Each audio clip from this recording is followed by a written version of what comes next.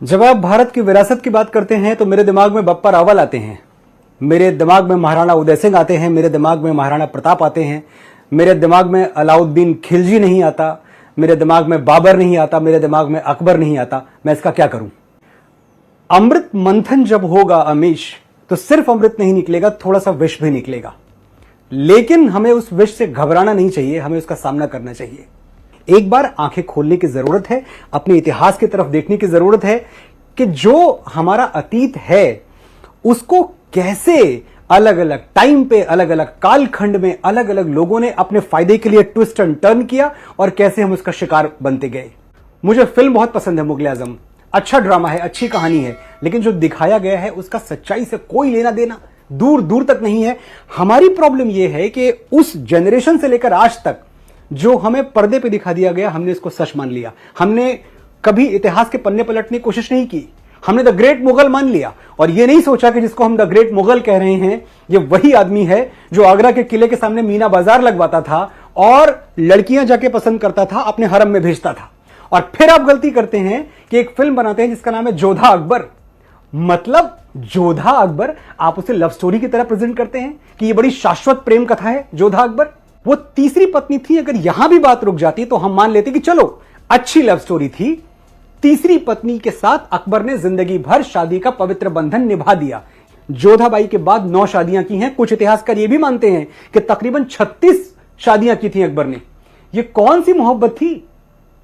यह कौन सी मोहब्बत थी जो कभी रुकी ही नहीं? यह कौन सी मोहब्बत थी कि 1562 में अकबर जोधाबाई से विवाह करते हैं और 21 जून 1576 को पूरा मालवा उजाड़ देते हैं, बाज बहादुर को मार देते हैं, रानी रूपमती खुदकुशी कर लेती हैं क्योंकि रानी रूपमती के रूप का वर्णन सुन के यह आदमी पागल हो गया था।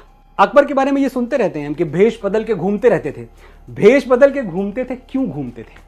भेष बदल के प्रजा का हालचाल जानने के लिए घूमते थे? यह तो झूठा इतिहास है जो हमें पिलाया गया है। सच यह है कि भेष बदल के हंटिंग ग्राउंड में घूमते थे, वो शिकार करने के लिए घूमते थे कि किसका शिकार करें।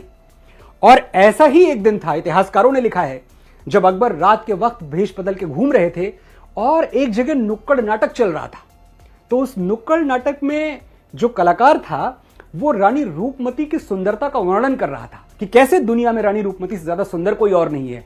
अकबर उस समूह में जो वो नाटक देख रहा था वहां खड़े हो गए और सुनते रहे बहुत देर तक, और उनके दिमाग में इस तरह रानी की खूबसूरती का नशा छाया कि उन्होंने अगले दिन अपनी फौजों को, जो उनके सौतेले भाई थे, जो उनकी दाई के पेट से पैदा हुए थे, सौतेला तो नहीं पर भाई मानते थे उनको आदेश दिया कि तुम जाओ और रानी रूपमती को उठा के लाओ।